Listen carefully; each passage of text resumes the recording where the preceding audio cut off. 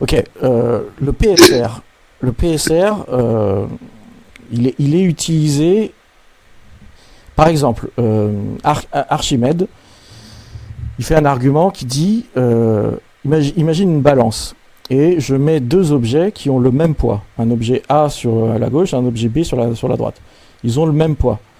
Et l'argument, c'est de dire, si ces objets ont le même poids, alors il n'existe pas de raison suffisante, et quand je dis raison suffisante, je fais référence au PSR, le principe de raison suffisante, il n'y a pas de raison suffisante pour expliquer que la balance ne soit pas à l'équilibre, elle soit déséquilibrée, puisque les deux masses ont le même poids.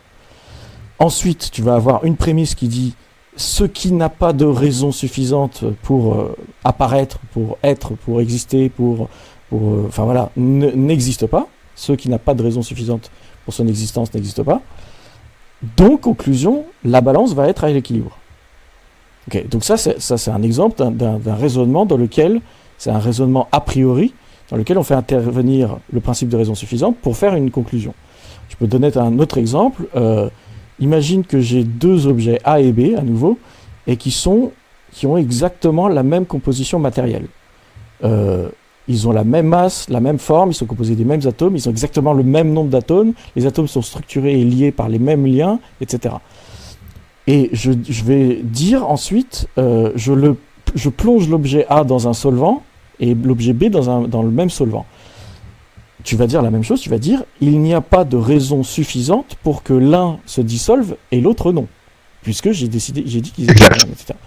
Et donc comme il n'y a pas de raison suffisante pour que ce phénomène apparaisse, alors le phénomène ne va pas apparaître. Conclusion, si A se dissout, B se dissout, si A ne se dissout pas, B ne se dissout pas.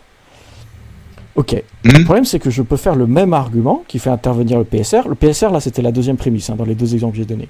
Je peux faire le même argument, je peux dire, un atome d'uranium de 130, je ne sais plus combien, est équivalent à un autre atome d'uranium. Ils ont le même nombre de protons, le même nombre de neutrons, le même nombre d'électrons.